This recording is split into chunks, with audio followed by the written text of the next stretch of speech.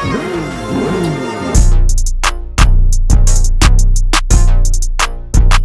what's up? It's your girl Tamara, aka Girl from Harlem. And this is Ray Daniels, aka the Culture Referee. And this is the Guy Show. And today we have one of my favorite rappers out here. As far as what he represents, I think we argued in my comments about something that I said. I can't remember. We get to that. We'll get to that. Yeah, we get to that. Yeah. From New Orleans, a rapper and also a Harvard professor. Right. Who would have thought hip hop would take it this far? My brother and yours, Dee-1. Welcome to the show. Thank y'all for having me. I mean that. I love what y'all doing up here, and I always want to be a part of a dope conversation. You heard me? Thank you. Wait, I want to know what y'all was beefing about in the comments. I'm looking for it while we talking. It was something that I said. It was one of my controversial things I said. Was it something you said about narcissistic? Yes. Oh. There you go. Yes. Yeah, there you go. Yeah. I had to go he said it. He said, yeah, that's exactly what it was. I got like 6,000 comments on that, and we were talking about it. But before we start, yo, shout out to our sponsors. We are nothing without you guys. Yoko Vodka, Tote and Carry, the most beautiful luggage in the world. Look at the behind Tamira. Give me a clip where you can show the shit behind Tamira behind me. We out here getting to it. Shout out to our sponsors. Like, subscribe, do all of that stuff that we need to keep this podcast going, to keep educating and entertaining and giving our people the game they need to get to their dreams. Thank you. Now, back to the narcissistic comment. Yes, sir. Let's go. So when I said it, obviously, I actually remember the comment because it was like the way it was like it was like framing the way I thought. And I remember saying what I was really trying to do was I was trying to let people see that there are words that they weaponize against the poor, right? Like manipulation and narcissism.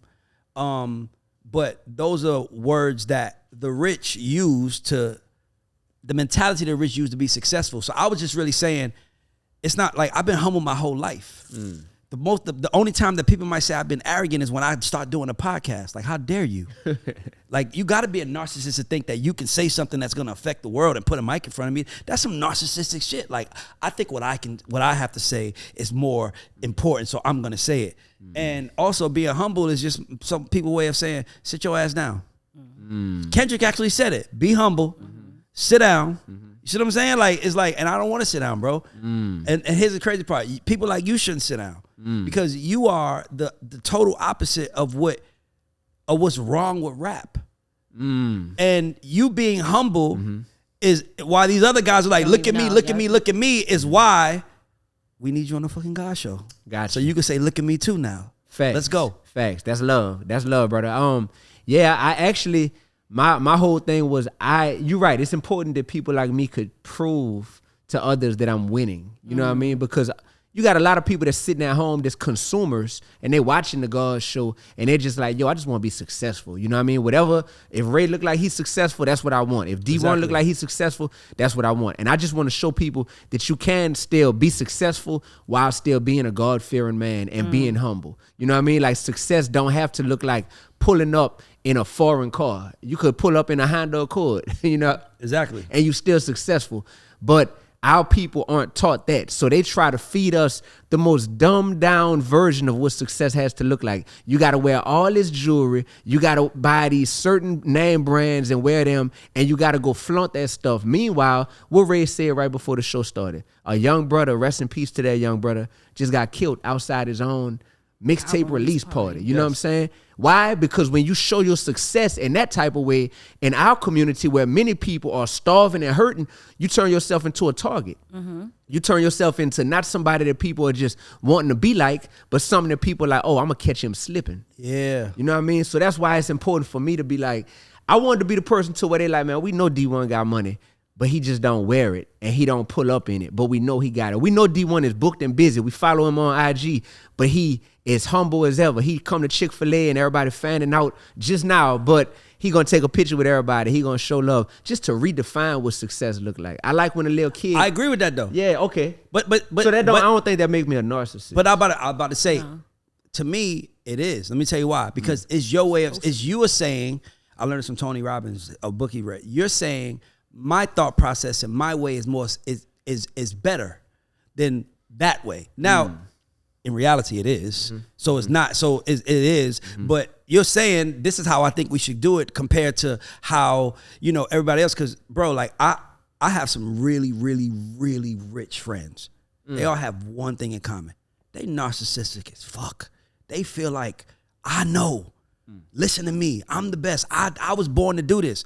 And there's nothing wrong with that to me. It's nothing wrong with being a narcissist if you don't have the work ethic to back it up. Kobe, like you heard what they said about Kobe? You heard Dwight Howard just said about Kobe? What did he say? They said, what's the difference between Kobe and LeBron? He said LeBron was everybody's friend. Okay. Kobe didn't care to be our friend. He was in that motherfucker to win. And he didn't play with us. He wasn't trying to be cool with us. Mama mentality.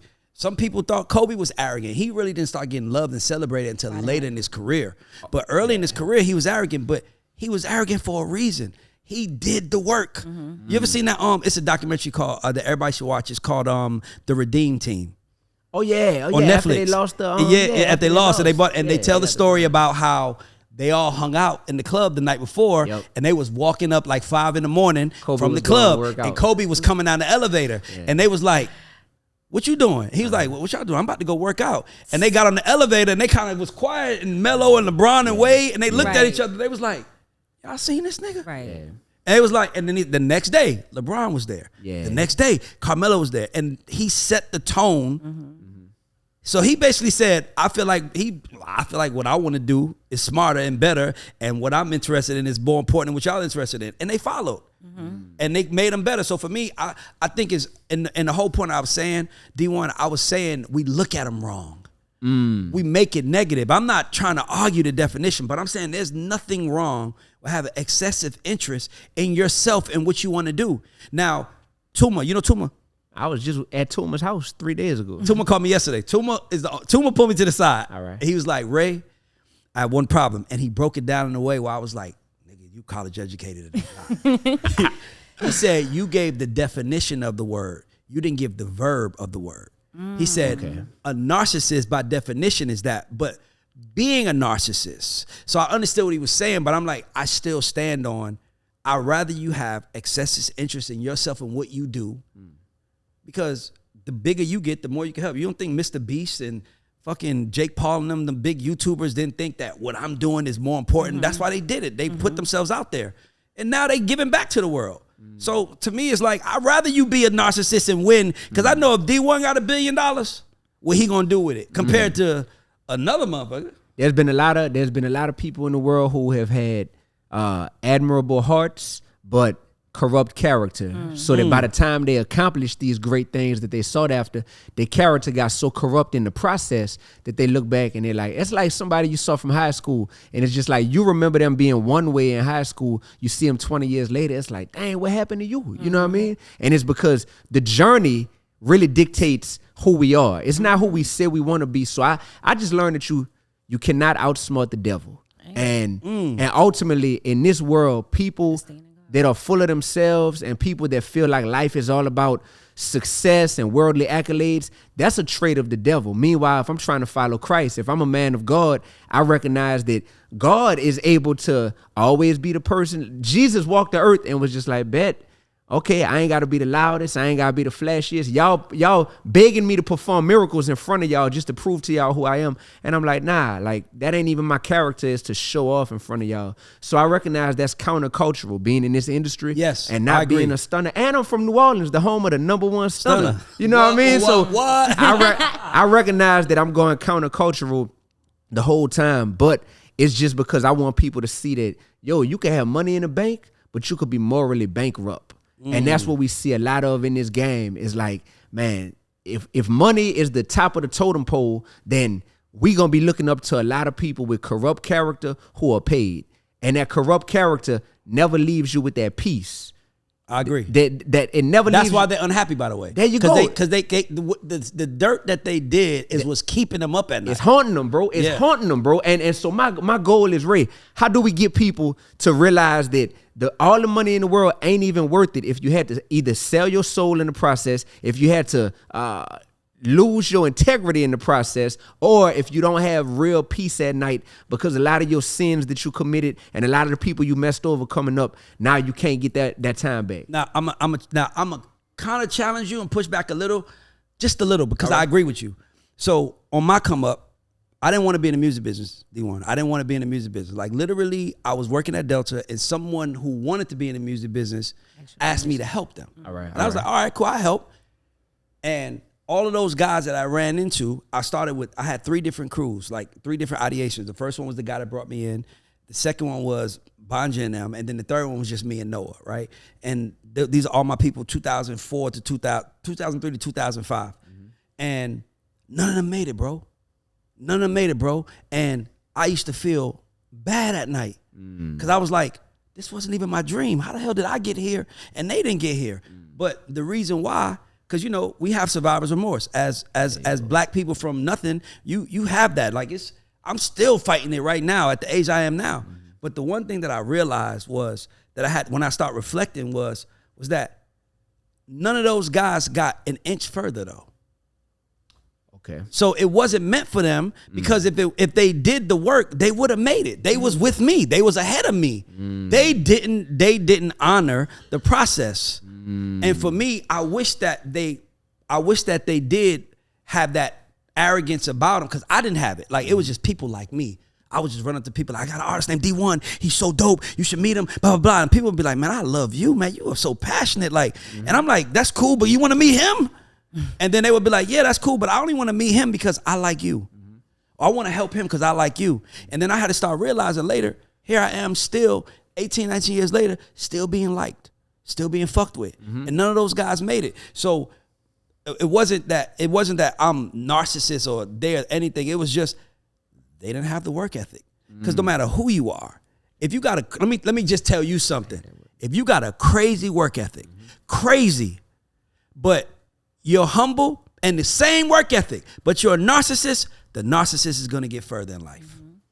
And that's the truth. The narcissist is going to get further in life. The humble guy is going to get far, but he's not going to get as far as the narcissist guy because the narcissist guy was like, it's about me.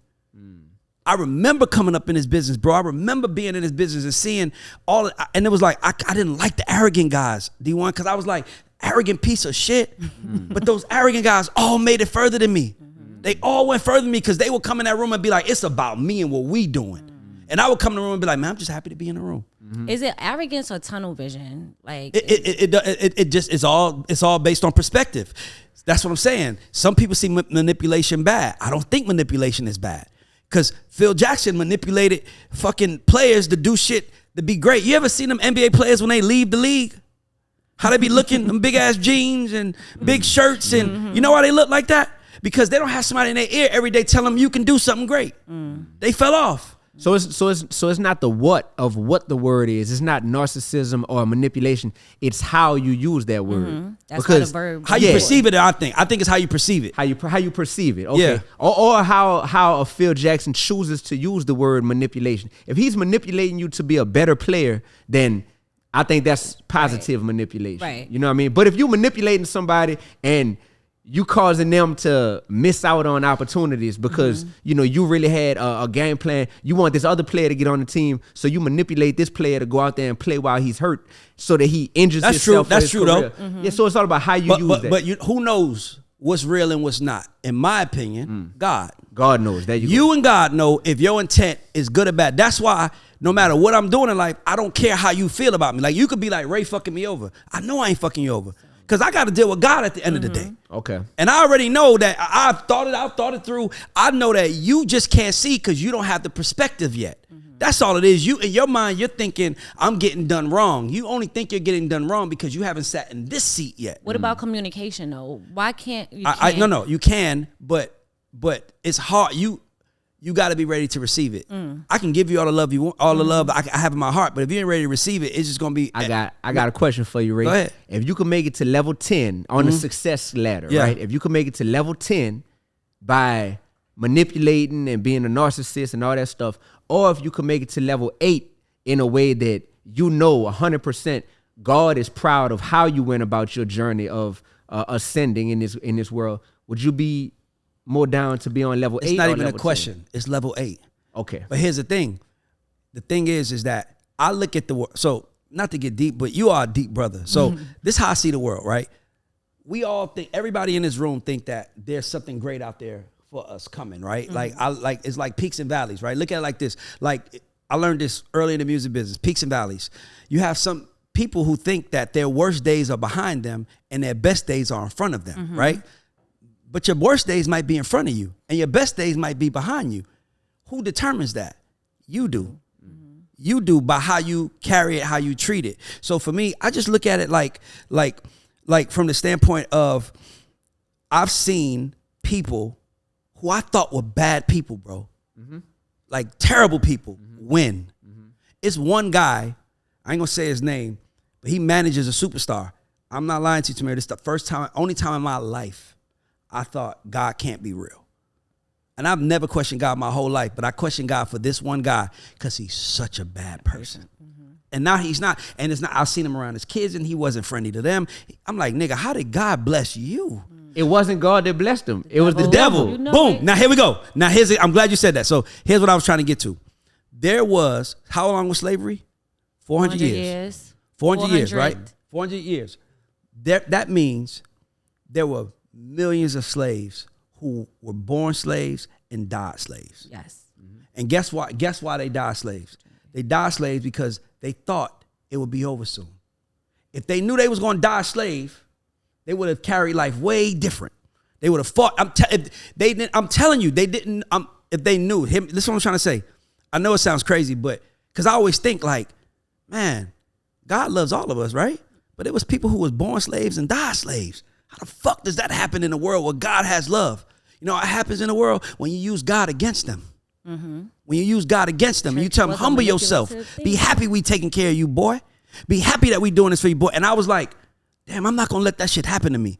You're not gonna manipulate me to think that I'm less than. I'm gonna manipulate myself to think I'm more than, and then maybe I will be more than. And look what fucking happened for me. Right. That's why education and having conversations are important. So as a professor right now, what's the name of the course that you teach? Yeah, so it's called The Role Hip Hop Has Played in as a Social Agent of Change. Oh, that is a good course. I would take that. Before we even dive into that, one of the first things I do when I go to school is they give you the definition of what course you're taking or what you're majoring in. So what would you say the definition of hip hop is? I mean, hip hop, the definition is like it's a culture.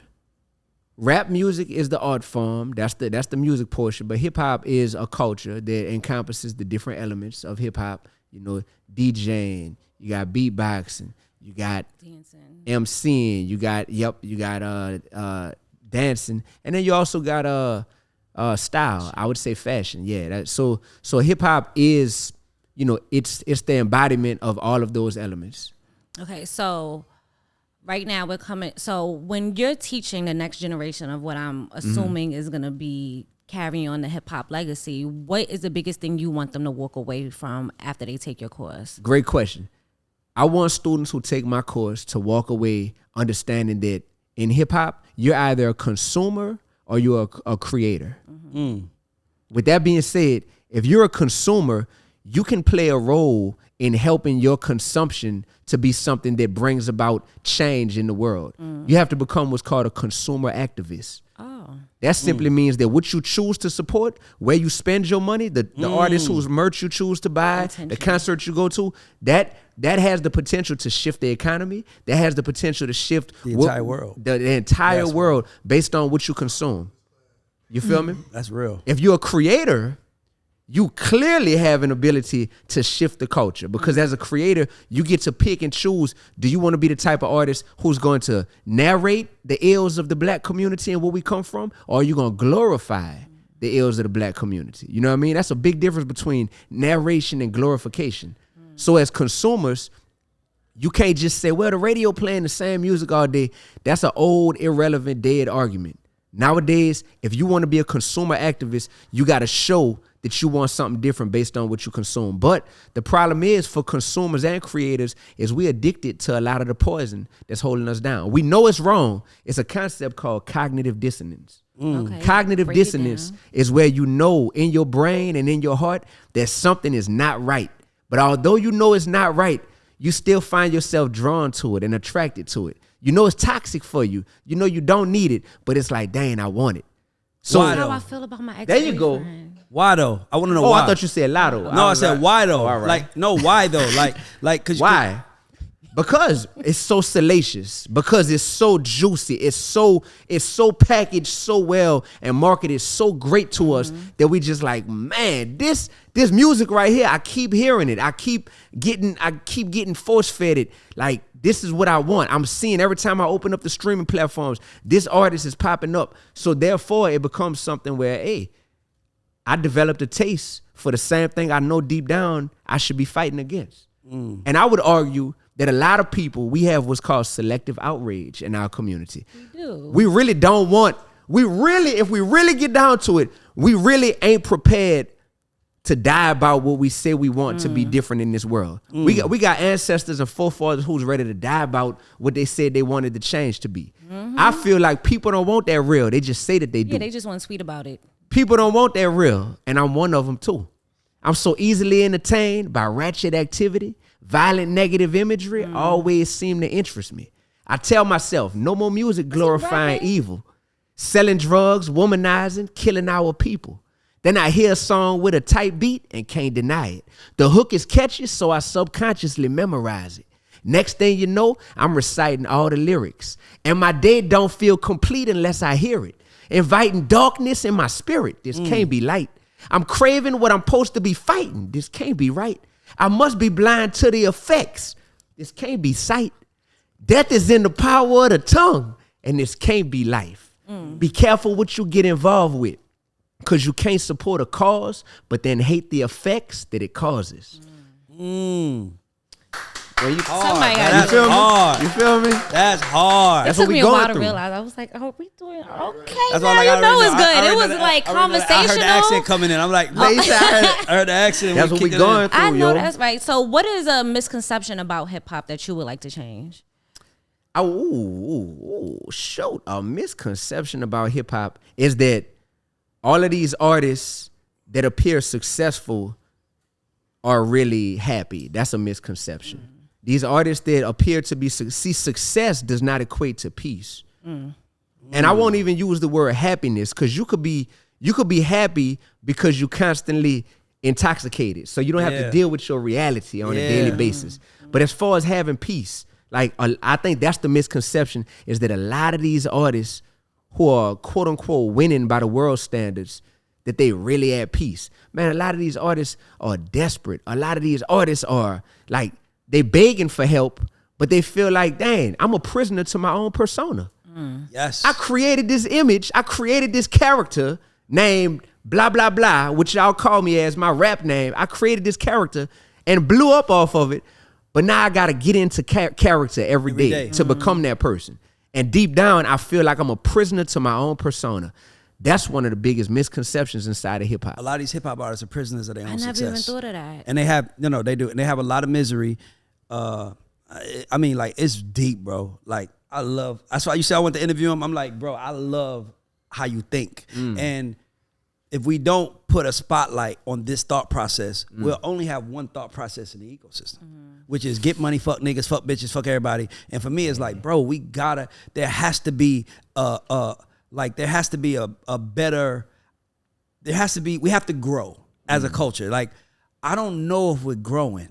We not, Ray. But how do we grow as a culture? Well, we grow by putting a spotlight on, like I always say, I know I'd be funny. I'm like a little slightly a comedian in a lot of ways, but no, I'm being honest, because I say, like, if all women only gave pussy to doctors and lawyers, every man in the world would be a doctor or lawyer, or at least act like he's one. Yo, me and this man think similar. The last bar on I got an album called God and Girls, because I feel like those are the two most powerful forces in this world, God and women, you heard me? So God and Girls. The last bar on the last song on that album, I say, if women started liking godly men, more men would turn to God, and the world's problems would end.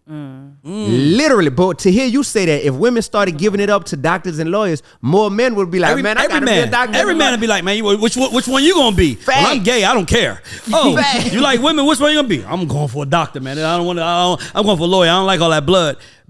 And my thing is that, and I say this, and this is not a blaming, and I have not talked to no man in this room about this, but every little boy starts off sweet. Yes, I agree with you. And then you see the girl you like celebrating a dickhead. Or she cheated on you with one. You was being faithful to her, and she messed over you. That happened to me in college. Dog. Tamira, I have James. Is this not your story? Y'all was being mean to us and pulling our hair when we was little. And that's the boys y'all liked, not the boy that was like. We was toy. Oh, he's pulling your hair because he likes you. Y'all been giving toxic. No, Tamira, information Tamira, to the kids. Tamira, let me explain something to you. Listen to me, Tamira. There's a reason why the term is nice guys finish last. And if we start seeing nice guys finishing first, you will see an entire different world. And that is why we have the God Show. We got to put a spotlight on the nice guys. And that's the fucking truth. Nice guys aren't as fun. No, seriously. No, that's what. See? There you go. There you go. There it is. What you mean? Hold on. It just summed up your verse. What you just said. Summed up my you verse. want what's bad for you. Yeah, you want what's bad for you. You know this dude is going to fuck your life up, fuck your guts up and cheat on you. Yep. And you know this guy's going to love you, marry you, and treat you, but he's going to be boring. There you go. I want action. Boring is okay, my mama used to say sometimes. Boring is Hey, listen, boring makes the best husbands. Yes. Come on. Lame makes the best boyfriends. Come on. All that cool shit. When my daughter asks me what she should do, pick you the lamest one and love him and appreciate him, and you give him the sauce. Love a lame. I would do that, but I feel like, and sorry because this is off topic, but I feel like I'm always when I walk in a room full of dudes that aren't lame, I'm gonna be wanting that, and then I feel like one day you will end up cheating on your husband because you know realistically that wasn't your type. So that's why I wouldn't go for the lame. So then accept that you are contributing to the toxic culture of America. Well, as the queen of toxicity. You are the queen of toxicity. So she owned it, guys. She owned it, Jordan. She owned it. Oh, boo. Oh my God, anyway, she owned it. So recently, one of the arguments, and we spoke about this earlier, that me and Ray got into a big riff over was Fab said only one type of female music is being promoted. Do you think that's intentional? And what is the goal with all of that, and how it's going to affect the next generation? So if it's intentional, I say this. I was signed to a major record label before. All of the rumors about, these people work for the Illuminati and they all worship the devil and all that stuff not true. They're capitalists. They simply want to make money. So you have to understand, in this ecosystem of creators and consumers, that the consumers are playing a role in what we feel like there's a demand for. Because when you see the consumers that are saying like, if they say we don't want to date no nice guys, then guess what? The record label's gonna be like, well, we ain't signing no nice guy rappers, because women done already said, people on this show right here done already said, we don't want to be with no nice guy. So we gotta sign the opposite of a nice guy because that's what women have a taste for. So when it comes to female rap, you got a lot of women nowadays. All right, I'm gonna say this. Are you in the game to be a teacher or a hustler? If you're in the game to be a hustler, you simply you're gonna sniff and you're gonna say, where the money at? Wherever I smell the money at, that's the direction I'm going. Or I gotta rap about popping this if I'm a female, or I gotta rap about like selling this or being a player and girls is players too and all that. Bet that's what I'm gonna do. If you're a hustler. If you're a teacher, you getting into the game like Dee-1, saying, look, I don't need this rap game. I'm using it for the platform because I'm a dope lyricist. But at the end of the day, I'm in this game to have the platform to make change. You know what I mean? I think you got a lot of women who are getting into the game as hustlers nowadays. All these women, let's call them out by name. I don't believe in subliminals. You heard me? So who you got? You got Lotto.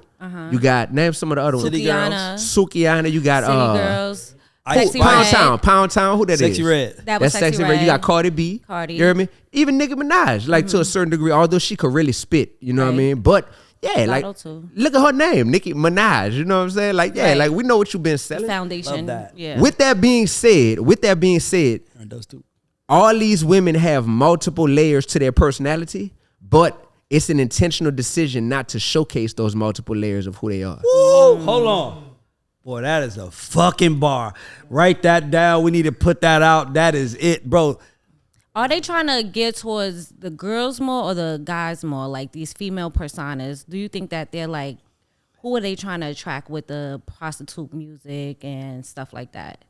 They're trying to attract anybody that's gonna be drawn to it. Honestly, like the record labels are savages for just making money. I had somebody who worked at my label. I ain't gonna call him out by name. A black person, you heard me? So we ain't gonna say this all white people. Call 50 radio stations in front of my face and advocate for OT Genesis, I'm in love with the Coco, to get played, right? In rotation. After that person made all them calls, they hung the phone up and looked at me and said, D, I hate that song. I don't even let my own kids listen to it. But I'm just doing my job. When we got people that's living like that, and they just all about $1 at the expense of, hey, long as my family ain't affected, but I'm gonna promote it to the rest of y'all families and y'all kids. That's the problem with the culture. So they just scavengers for wherever the next dollar bill coming from. Like if you feeding your family at the expense of your community. Man, bro. And that's so I'm at the point where I realize that I'm in this game, but I'm not of this game. I'm in this culture, but I'm not of this culture. You know what I'm saying? And I love it because my platform was built based upon the people rocking with me. Nobody can take this platform from me. So I'm gonna say the boldest stuff, the stuff that's gonna challenge you, but I'm gonna say it because if I don't, then who will? I'm gonna tell you a story. I'm gonna ask you a question, by the way. By the way, I love this. You one of my favorite guests. I don't even want to talk, but I got to tell. I got to talk. I don't even want to talk, nigga. I'm looking at them like, hey, write that down, take that down. We gotta put that out. Look, let me tell you something. So I'm at a label. I'm not gonna say what label because this is I've never said this story publicly, and I'm gonna try my best to not give it away. I'm at a label, and we're sitting in a room, whole bunch of label people, and we have a certain artist who is starting to get cold. And he started to get cold because he got into a relationship with someone, and that person was like on your vibration, like, look, we're not doing that. So he stopped. He started getting cold. Now we're in a room. This is one of the scariest moments of my life in the music business. I never tell this story. And we're in a room, and somebody says,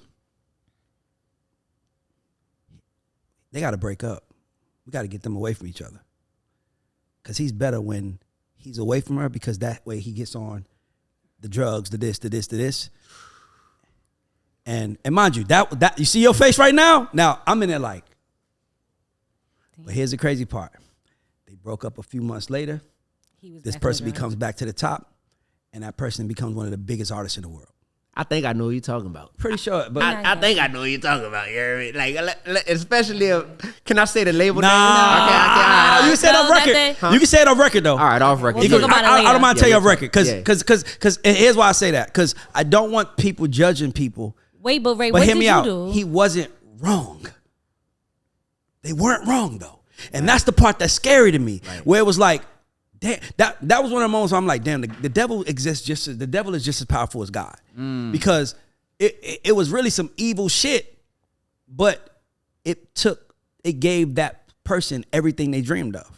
But as the guy in the room who, like you said, we're getting further. We're starting to know. We know better what's wrong and right now. You could tell, like you said, he's right, but that morally is kind of the wrong way to look at things. No, it's, you know what it's like, Tamira? It's like City Girls put out a song about celebrating love, right? And it's like, I just want to be loved. I want to be this. You know, they show a vulnerable side of them, and no one buys it, right? And then you and I sitting at the table, and you're like, them bitches need to go back to that pussy talk. And I'm like, well, that's fucked up. But they go back to pussy talk, and they become the biggest group again. Mm-hmm. At some point in time, you got to accept that there's a devil in here. And some people work for the devil, and some people work for God, and most people work for both. They don't know it though, right? They don't know it though. Like, you don't know you work for the devil when you're saying, he might be born, I need a toxic nigga. That's evil shit. It's not judging you. You don't know, and you don't think you're being evil. You're just saying, I need a nigga with some edge. I need a nigga that might snap the shit out of somebody. That's evil shit. I do need a nigga that might slap the shit out of somebody. That's what I'm saying, but that's evil for protection, shit. That is still rooted in evil, because that smack could lead to someone's death. But guess what? He smacked somebody, and that's what I wanted. So for me, it's like we humans work for both, but The devil exists, bro. And you can win if you align with him. I have a question. How does that look in pop music? So, like, where does the devil lie in pop music? Because we know where it lies in hip hop, and we know where it lies in rap. Where does it lie on the other side of things? What you mean? Like, Yeah, the devil is on Mount Rushmore when it comes to rap. right. Like, Like, the devil is he's at the all forefront of the faces, industry. right. We see it. And it's crazy because it's really only Because rap. It's so only it's rap. the devil's only playing around in rap. Yeah. I mean, the pop artists are probably doing the devil's work, Behind getting the high, scenes. doing all Yeah, behind the yeah, scenes. yeah. But like a lot of these big pop artists are cokeheads. Fucking bitches up, slapping girls. But guess what? When they make a song, I want you, I love you, and you singing a song, you don't know he's beating the shit out of girls, or you don't know that he's snorting coke or shitting on people. I mean, look at the shit they just said about Lizzo. Like, she's out there telling people, you're beautiful. And then her dances are like, when we go backstage, she's making us do salacious shit to be a part of the crew. She don't know. In her mind, she just entertaining herself. Entertainment. Crazy entertainment. You might have a good nigga, but you want to be entertained. Damn. And a good nigga is boring. So is entertainment the root of all evil? Entertainment is, we are Yeah. all contributing to the root of all Yeah. evil. Wow, it's just hit me Just 360. a revelation right here. So now the question is, what we gonna do about it? Are we gonna do anything about it, or we just gonna realize like, yo, we just stumbled upon something? But on to the next. No, hit me out. I believe that there is a right way to do it.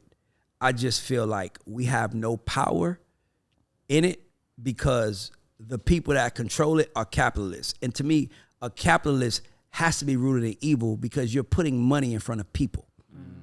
You're putting material in front of people. Like, man, fuck them people, man. Yeah, I know they're gonna get put out, but I need to get this money. The capitalists, you know what I mean? So I think for me, it's just kind of like, all I can do is, like Michael Jackson said, start with the man in the mirror. And that's what I've been doing. Like, I speak positivity. Like, I have you on here. Like, you know how many fucking artists hit me? I'm like, bro, like, what, you want to come in and corrupt our people? Right. You know what I'm saying? Because I started off I really was talking to only behind the scenes people. I know. So for me, it's like having an artist like yourself. To me, this is the start. Yeah. Like, if you can change someone's thought process, you are contributing to right. Absolutely. But you got to accept.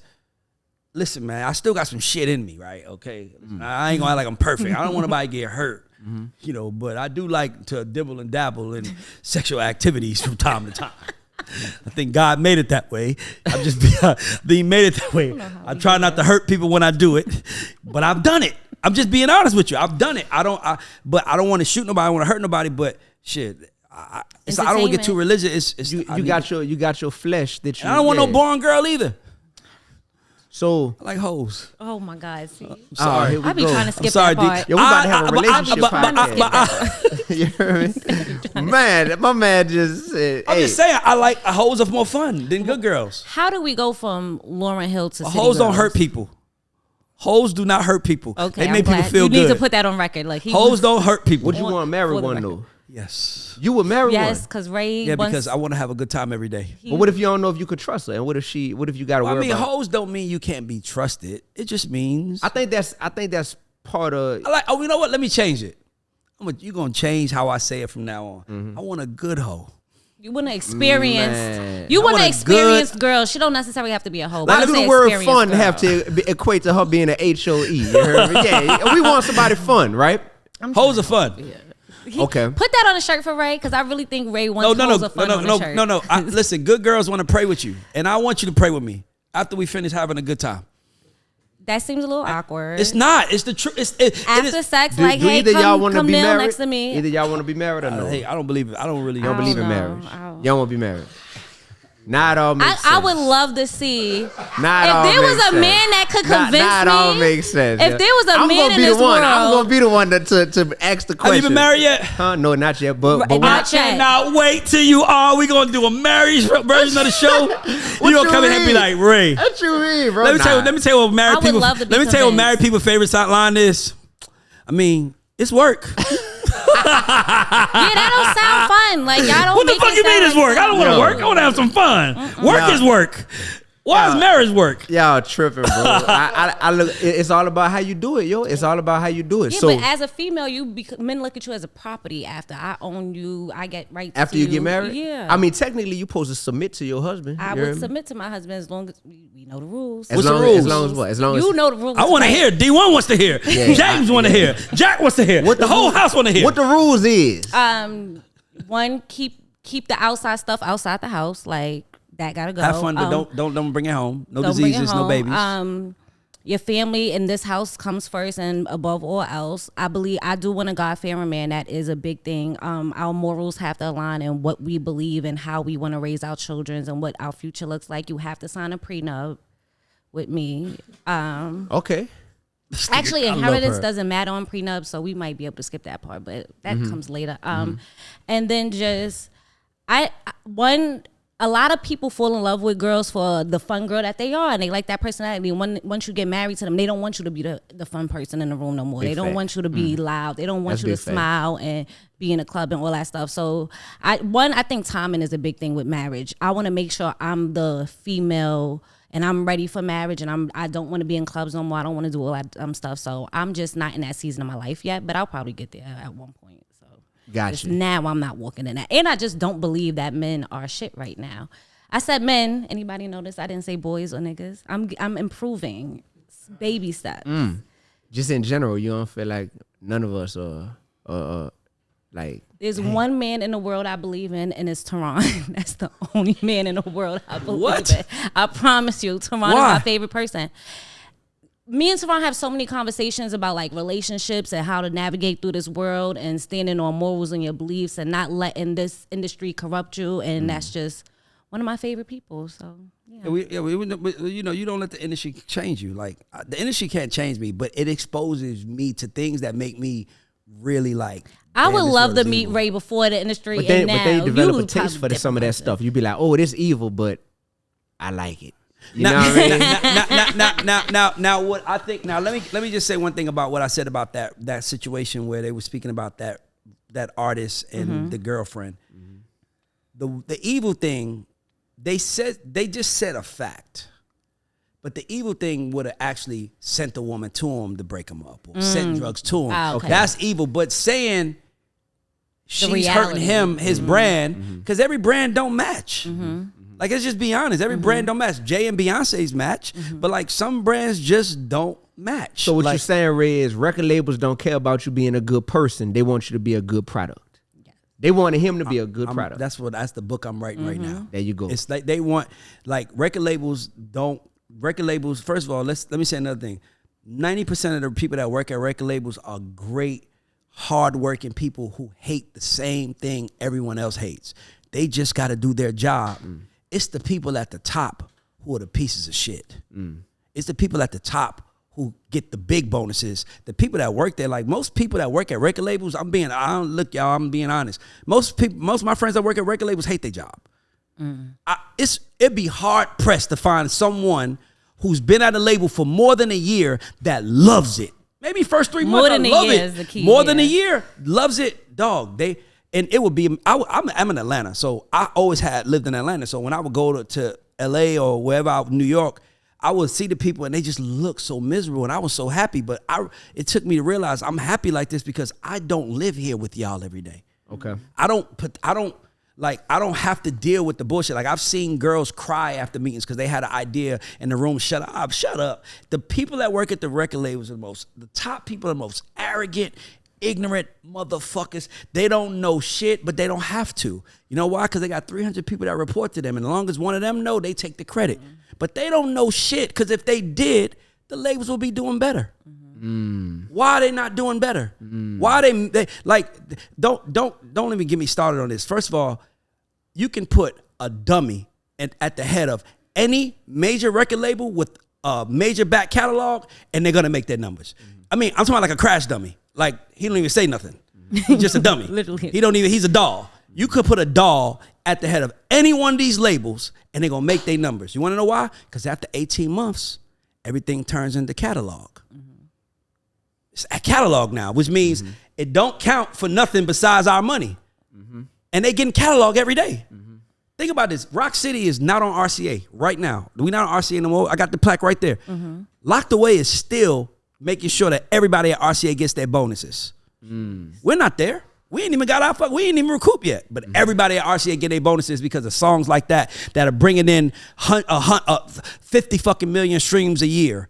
That's money. Think about it. They're paying artists $3-4 million because they got 20-30 million streams. And I'm giving you fucking 50 million streams a year, and I ain't even there, and you ain't even got to do nothing for me. That's why these labels are making money, because of the back catalog. It's not because they're smart. The smartest fucking CEO I ever worked for was L.A. Reid, and Janik was really smart. John Janik, but we didn't really interact like that. But L.A. he knew his shit. He knew how to tell us how to win. These other motherfuckers, you be like, what we gonna do? I don't know.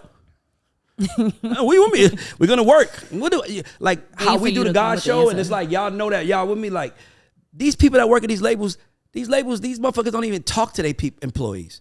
They don't even ask them, yo, Dee-1, what do you think? What do you think about this? You know why they don't ask him that? Because he might say something conscious and right.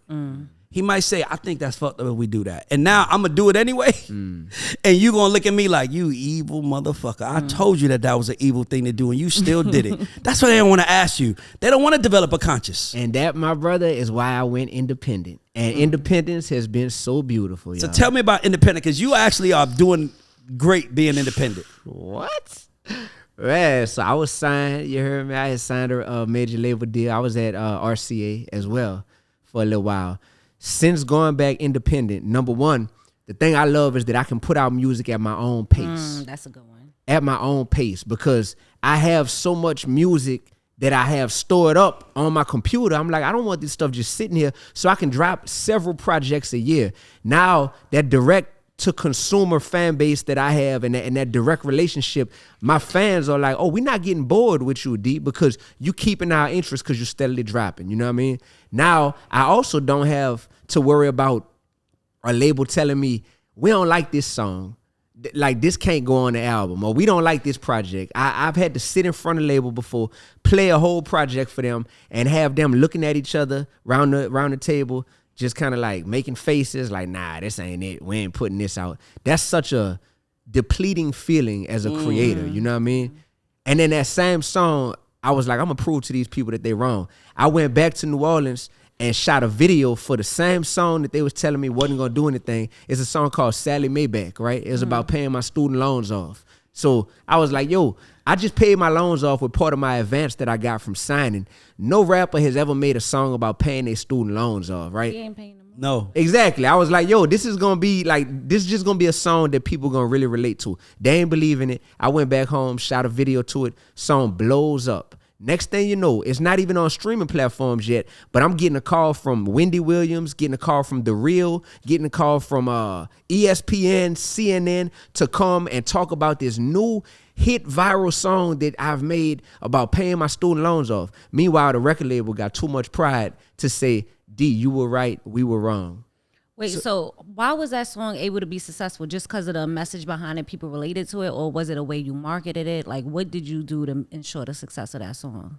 What did I do to ensure that? You can never ensure the success of a song, but as an artist, you gotta follow your heart.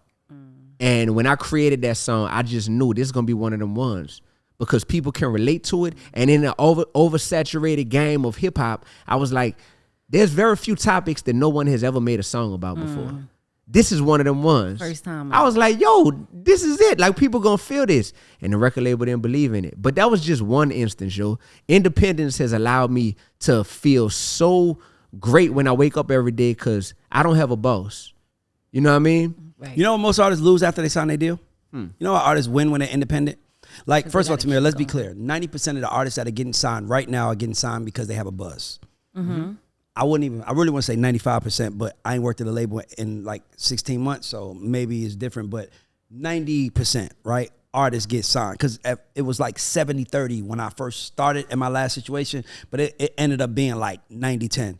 But you know why artists lose the second time after they sign to a label? Because now you got opinions. You got opinions. Imagine you getting dressed, and every time you want to put on an outfit, it's 30 people in the room saying, well, you can't wear your hair like that because this person needs to see it from this angle, and you can't. And after, and sometimes you be like, man, I don't even want to fucking do this no more. Right. And that's what's happening. You have, first of all, if you work at a record label, you should have an objective opinion on music. You should not have a subjective opinion. I learned that from LA. Not about what you like. I remember working with pop artists like Zara Larsson or Fifth Harmony, and I'd be in the room and I'd be thinking to myself like, man, I grew up on UGK and 8 Ball and MJG. What the fuck am I doing in here with these people? But objectively, I have the intelligence to know how to make it work. Like I'm like, it's what made me like 8 Ball and MJG. So now I start trying to decipher what makes their audience like them. You know what I mean? So for me, it's like, it's not hard to work. It's just people come in this shit bright eyed, like, oh, I'm about to get in the game. I love it. I'm so excited. And then you get in the game and you be like, this is what it is.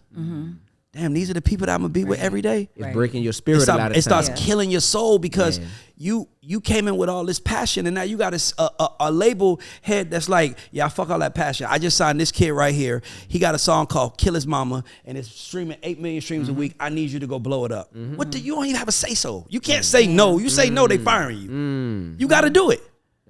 And it's only, and that's why A&Rs are usually the happiest, because A&Rs at least get to pick and choose what we bring in.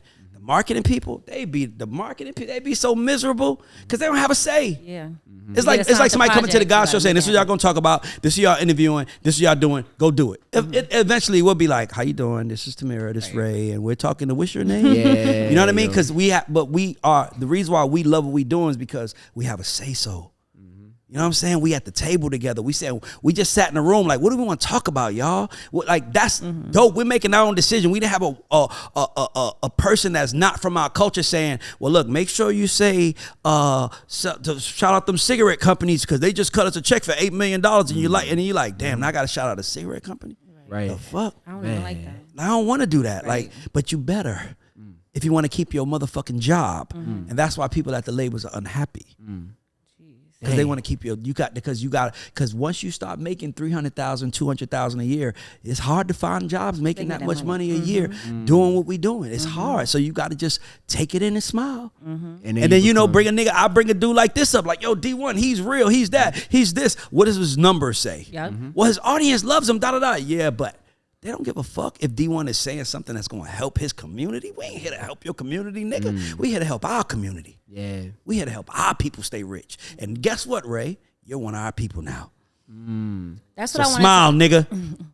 That's what I wanted to ask you. So you have more of a positive point of view on things, and even coming from New Orleans, where like murder rates is still going crazy. How do you come into an industry that is kind of the opposite of positivity and things like that, and stand in your message and still say, hey, I'm going to be successful. This is my message, and I'm not going to adapt to the normal standards. Because I'm a warrior and because I serve God. It's that simple. I'm going in life like, where the darkness at? That's where I need to be at, because I know I possess a light. And since I know I possess a light, man, where the darkness at? Oh, it's a lot of darkness in that music industry. That's where I need to be. Before this, I had a job. I was a middle school teacher. So when I was in that classroom every day, I was like, man, all they doing is idolizing their favorite rappers. You know what I mean? I don't idolize any rappers anymore. I don't even call people legends anymore. Because it's like, a legend of what? A legend of talking about how much dope you sold? A legend of talking about how many people you killed on records? You might be a talented rapper, but I can't call you a legend or idolize you no more. Because I see the real world implications of that. So I got into this game to be a change agent. Like, I'm a threat to the power structure that's brainwashing our kids. I like that. Yeah. I was going to challenge you, though. I love that you're teaching at Harvard. But I wish you was teaching at Banneker High School, too. And I wish that you were teaching at Tri-Cities High School. I wish you was teaching at high schools of young kids from where we from. I mean, if you at Harvard, you good. You know what I mean, basically. But I wish that you taught more. You should actually create a course and teach them. If you want some help, we can help around this mother. We can help you with it. Like, LY, that's what we do. But I'm saying, that's where I get conflicted, where it's like, it's like, cause you ambitious too. Like, you want to do something, you know what I'm saying? So it kind of like, man, I can go into that next step, but what about these people down here who I know they need me, and you want to send down the rope, but it's like, damn, it's another, I can use this rope to get to my next step. So it's that balance of serving yourself and your community, but not selling yourself short on your greatness. Because people always say Barack Obama didn't do much for the black community, but it was one thing he did more that anybody else did. He showed us that a black man can do it. Yes. That was enough for me. Yeah. For me, you know what I'm saying? Like, I cried imagery when he was won. good. Representation. Yeah. Representation is important. I cried when Obama won. I couldn't believe it. That's inspiring. Because I didn't ever think I would see it in my lifetime. Yeah. My mom made me go down to Times Square and hold up signs and do the whole. That's what I'm saying. But that's my thing. My point is that it's that balance of having that ambition that's in you, but also knowing that you have something in you that can help others. So I got an album dropping called From the Hood to Harvard. Okay. And it talks about my journey from the hoods of New Orleans, making it all the way to Harvard University. You know what I mean? is it accompanied by a documentary? Yes, it is. I was just about to If it say ain't, that. bro. Yep. It's accompanied with a documentary. So that's dropping in the fall. And then I love what y'all show represents and stands for, because September 1st, I got a new album dropping. This will be my 10th album. It's called UNO. Just like the God Show is an acronym, GAUD. UNO stands for Underdogs and Outcasts. That's who the album is dedicated That's hard. to. That's my nickname. Everybody call me Uno. Everybody who know Dee-1, they call me Uno. But I'm like, Uno stand for Underdogs and Outcasts. So, yeah, bro, that's what I do. And I love that I could be at Harvard, teaching one day, and that I could be at Banneker High School or at Livingston High School in New Orleans or at McDonough 35 or something like that. Because people do need to see that, dang, once you make it to a certain space in life, you haven't forgotten about the other people that are still like not where you are and that are in the shoes that you were once in. So you gotta be able to do both. You gotta be like, yep, I'm up here with Skip Gates at Harvard University, and I'm right here with these ninth graders in the hood. You know what I mean, kicking it. So they need us. Because they need us. That's important. And being a slave to money is something that I never wanted to be that. So as an artist, being independent, I don't have anybody to answer to. All I have to answer to is my fan base and God. So that's one of the benefits of independence. It's like, shoot, the record label might be like, oh, we need something that sounds more like this artist. We need something that's going to fit this format for radio, da-da-da. But that's what get people messed up a lot of times. And you start becoming a persona that you are imprisoned to. You become a character that ain't really you. I never was depressed. I never went through depression or was suicidal until I signed to a major record label. Damn. That's when I first experienced depression and first contemplated suicide, being signed to a major label. What got you through it? Huh? What got you through it? Oh, what got me through it? Therapy and remembering my purpose for why God created me. That's what got me through it. Because what happened is they took you from it. There you go. And you had to take yourself back there. And they made me question my purpose. And they made me question my talent. And they made me question my passion for what I was doing and what I dedicated so much of my life to in terms of this art form we call hip hop. I remember that. I remember the day that I was thinking about ending my life. I remember it. I was on tour. I was on the BET College tour in Nashville, Tennessee. It could look all good. It could look so good. Oh, it could look so good. Depression doesn't have a look. But when you got the record label telling you, nope, we're not putting this out. Nah, when you host this show, I was hosting the red carpet for the BET Hip Hop Awards. Nah, don't wear this, you know what I'm saying? Say this in this song, change this line. Like, man, what? Like this stuff, y'all taking away all the stuff that makes this fun and exciting to me, you know? And you might think that it's not that big of a deal or it's not that bad, but it is when you champion yourself for being authentic and when you feel like your authenticity is being like weaponized against you. There you go, you feel me?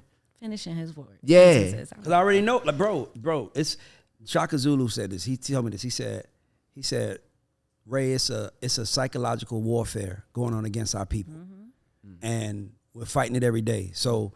Bro, that's what I'm telling you. We be torn. Money exposes it. It don't fix it. Because once you get the money, you're a slave to it now.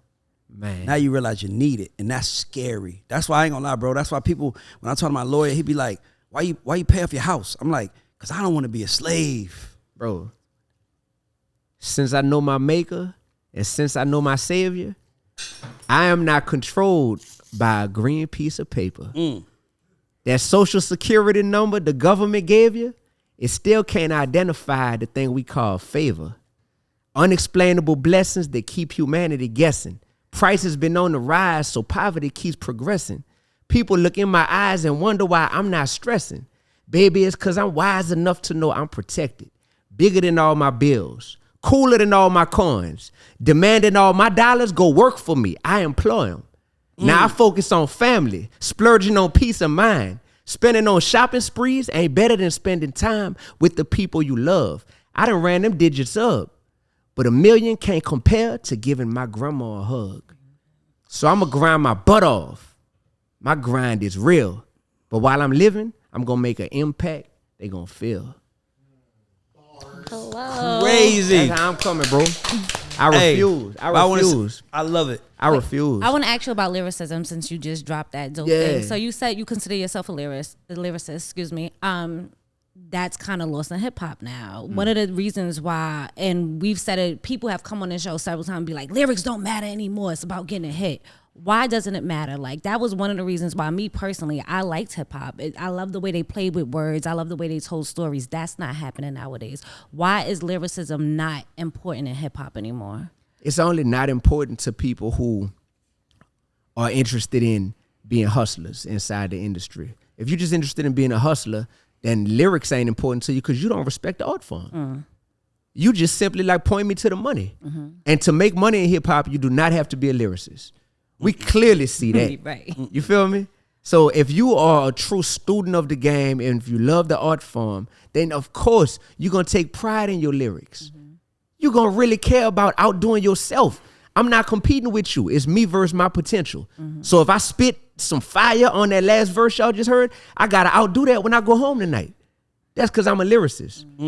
But you got too many people in the game. Yo, oh my gosh, everybody that's in the game rapping nowadays is not healthy for our culture, but we too afraid to call it out and be like, hey, that person look good, she got a big booty. That dude, he got a lot of money, but they are not healthy for our culture. And we afraid to say that because we want to be buddy-buddy with everybody. I am so thankful that I walked that line to where it's like, I love her as a human being because God created her. I love homie right there because he remind me of me. He another black man. But what they're doing is unhealthy for our culture.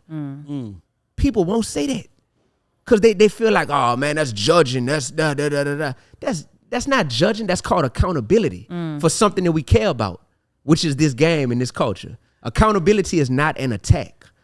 And people got to get used to feeling that. You got to feel me when I say that. You know, we do tend to feel attacked. Hip hop is consumed globally by all races, all cultures, but it's for black people. It's one of our main ways out the hood. And as much as you can hear it as an Asian man or as a white man or as a white woman, an Asian woman, your kids are hearing it. And they're not taking it seriously. There you go.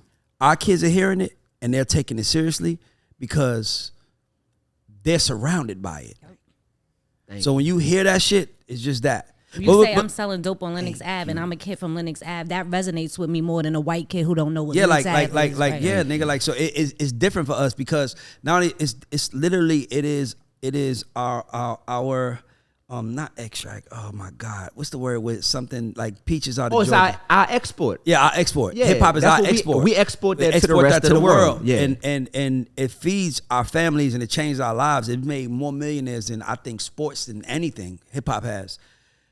But it's done some damage and it's some shit to fix. And the only way to me to fix it is by almost making music like Dee-1 make mandatory.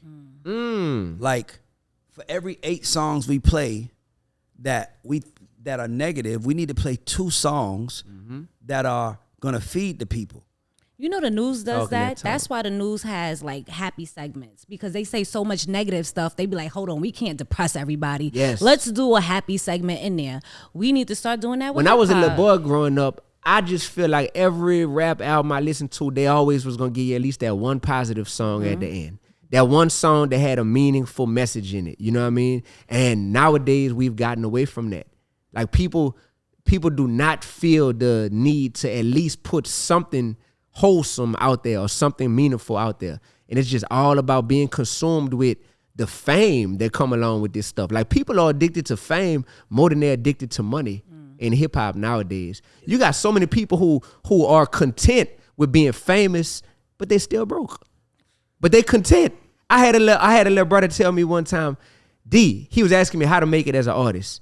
I said, brother, before I made it as an artist, I had a 9-to-5. I graduated from college, all this stuff. I said, so you might need to get you a job while you're still on your grind musically to help fund your passion.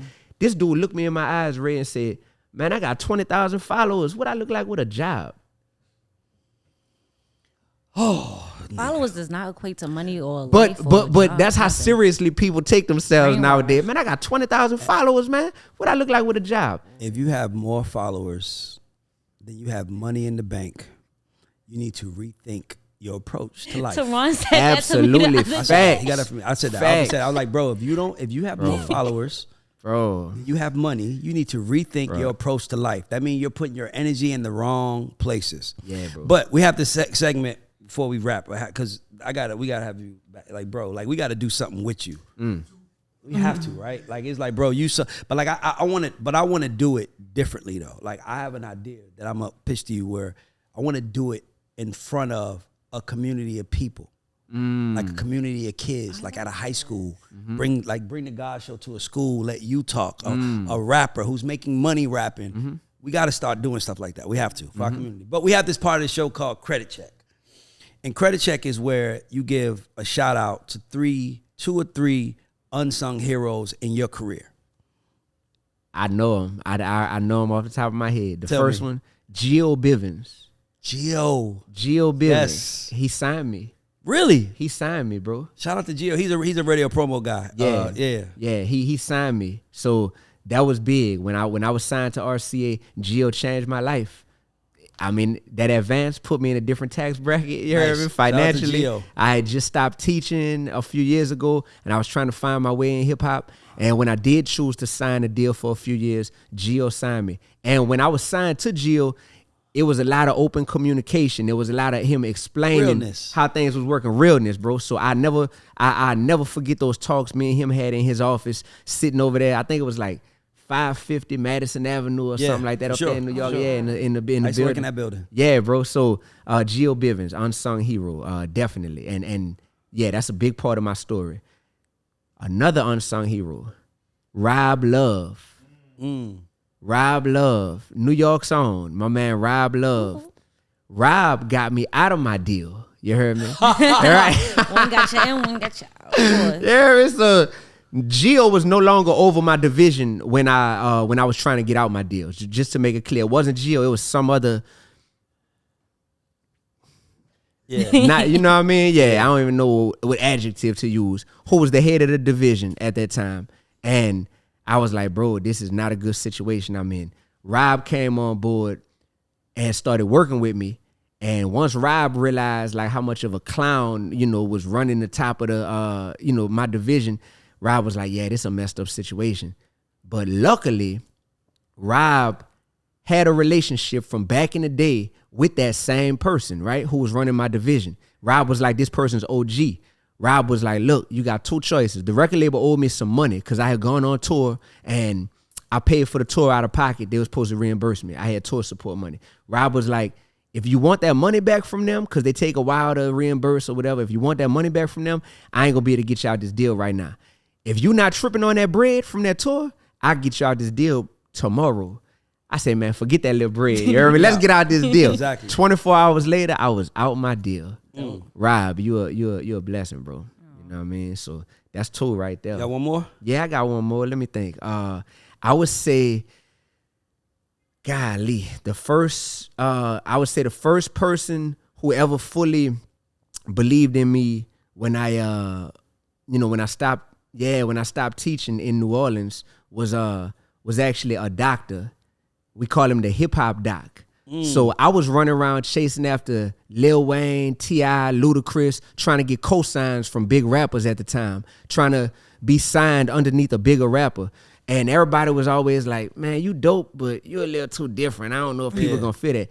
It was a doctor who was like, look, man, I don't know what them people talking about, but like I'm in these schools all the time, and I know that these kids need what you possess. So with that being said, I take you up under my wing, and we could go and we could get it popping in front of all these students. You know what I'm saying? And I was like, man, bet. So before I ever had a cosign from a major label artist or a big rapper or something, I had a doctor. We called him the hip hop doc back in Baton Rouge, Louisiana, who took me under his wing and exposed me to a whole bunch of students that ended up being like a real confidence builder for me, to where I was like, man, forget what the tastemakers talking about. When I get in front of people, I got 100% success rate.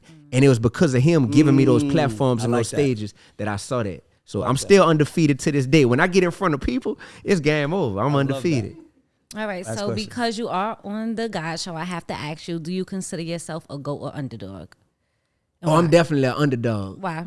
Yeah, because I know that what I have is something that people need, but it's not something that the powers that be want to see in front of the masses. And I've been knowing that. I've been knowing that I'm a light in a dark industry. So that's why I'm an underdog. I like that. Light in the dark industry. Well, I'm gonna tell you, man, your story is some GOAT shit. The fact that you were able to take the fact that 90% of the artists out here are out here saying, pick me, pick me, pick me, help me, help me, help me.